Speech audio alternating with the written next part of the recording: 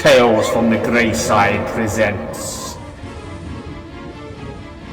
13 Nights of Halloween.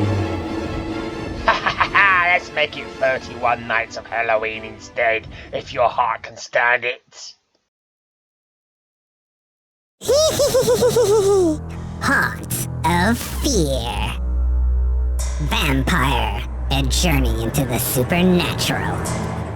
Marsh Island, a patch of land off the coast of Louisiana infested with swamps, quagmires, and malaria-carrying mosquitoes, with the only chance of a few inhabitants of the blazing, sweltering heat of the day is the most sticky, uncomfortable heat of night, and where bizarre and mysterious settings might very well form a perfect backdrop for...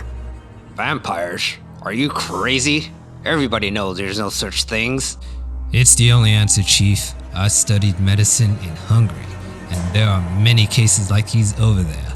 Confound it. I can't turn in a report that says that. Just say cause of death unknown. But I know how she died. Look, Chief, let's start all over.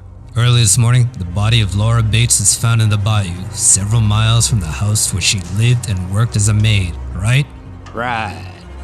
Because I'm the only doctor here, I have to act as coroner. So they bring me the body of Laura Bates' corpse. I examine it to find the cause of death. So what do I find? 2 little holes in her neck through which every drop of blood in her body has been drained, right? Right. But if I say that Laura Bates was killed by a vampire, you're gonna have a whole heap of people in here in this town laughing at you. And don't you forget that. I know. But I still say she was killed by a vampire. Alright. It's too blasted hot to argue, but I think you're nuts. Young Dr. Reed signed the death certificate, and in the following days, Police Chief Hughes' warning became a reality. Haha! Look, there goes Batman! He's batty. Don't say I didn't warn you. I told you people around here didn't go for that vampire bunk. Somebody just murdered her and are draining her blood with a hypo needle. Routine police case. Excuse me, Chief, my phone. Hello? Yes, this is Dr. Reed. What? Yes, of course. I'll be there as soon as possible. Goodbye, Mr. Winslow. Did you say goodbye, Mr. Winslow? Yes, why? Oh, nothing. Except that Laura Bates worked for him as a maid before she was killed. Oh. Jonathan Winslow lived deep in the tangled seclusion of the murky swamp. He seldom came to town, and most people had never seen him or his daughter at all.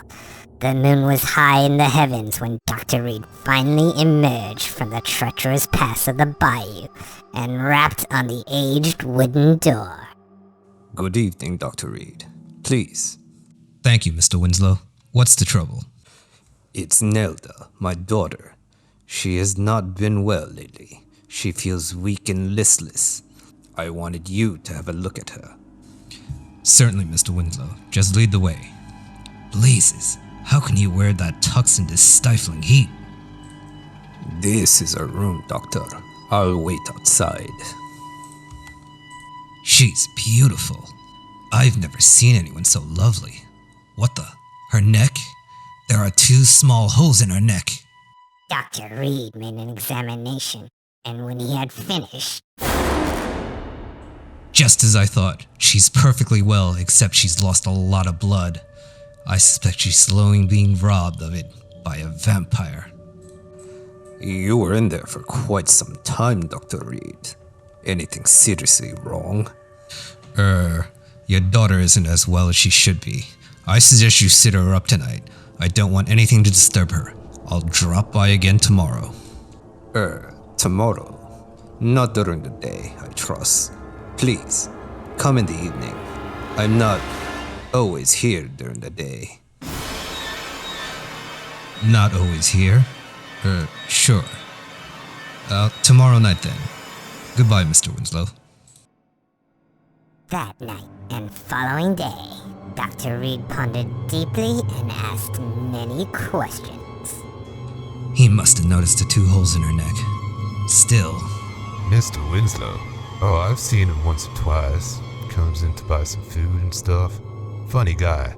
Always comes at night. Tuxedo? Yup. Always dressed fit to kill. I don't think he owns another suit.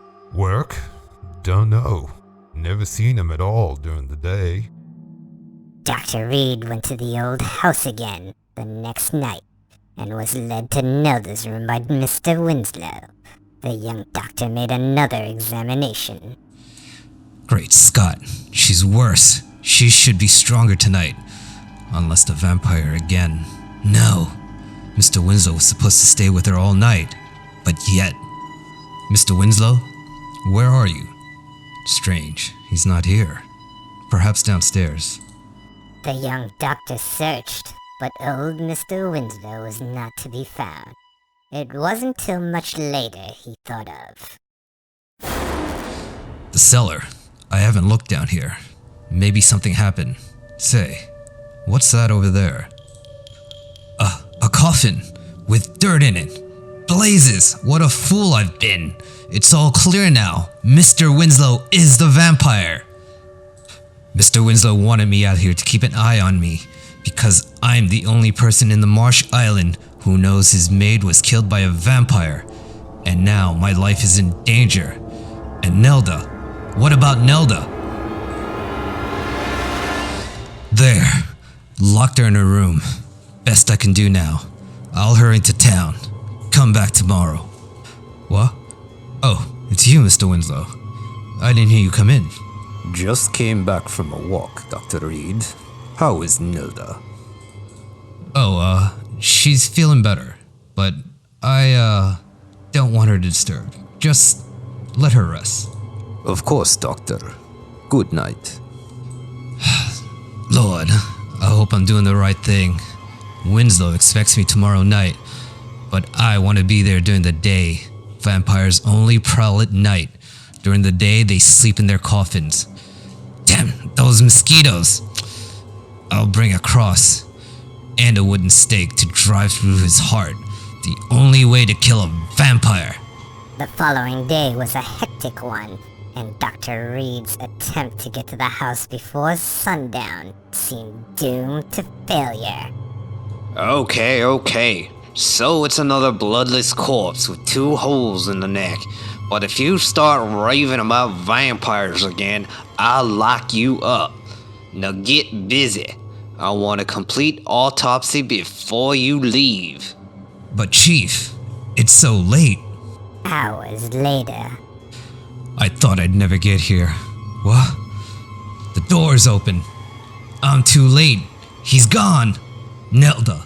If he's harmed her, Nelda, you're sitting up. You're feeling better? I feel fine tonight, Doctor. But why are you so excited? Nelda, listen to me. Your father is the cause of your illness. Little by little, he's been draining you of your blood to feed himself. That's why you kept getting weaker. You feel stronger tonight because didn't he caught someone else? Please, believe me. It sounds horrible, but it's true. Your father is a vampire. My father? I don't believe it. There isn't enough time to argue. Just do as I say. After I leave, lock your door and don't open it for anyone but me. If I told her I was going to kill her father, she'd never... What's this? Sounds like wings flapping. Great Scott! It's the vampire. He's after me. The cross. Where's my cross? It's working. He knows he can't harm me now. He's leaving. He's leaving. Oh Lord, I'm shaking like a leaf. Wait, I hear someone coming. It's Winslow. He's looking for me. He couldn't kill me when he was a bat, so he changed to his mortal self. Coming this way. He's coming closer. Just a few more steps, and I'll shove this wooden stake right through his heart! I've got you, you fiend! I've got you! Die! Die! Die! Sometime later. Dr. Reed, are you alright? Nelda, it's done. You're safe now. Everyone's safe. I did it, Nelda. I killed the vampire. I killed your father. I'm exhausted. What a horrible experience. Come, lie on the couch. You must rest. Nelda, I had to kill him. He attacked me first. First as a vampire bat, then in his mortal guise. You believe me, don't you? Yes, I believe you. But my father was not a vampire. He attacked you tonight because your cross prevented the vampire bat from killing you. He wanted to protect me. What? What are you saying? I wasn't weak because I had lost blood. I was weak because I hadn't had any in a long time. Tonight, I am strong. Not because my father caught someone else last night. Because I did. You mean? Yes, Dr. Reed. I am the vampire. The coffin in the cellar is mine. I feasted last night, and tonight I shall feast again. On you! Yeah!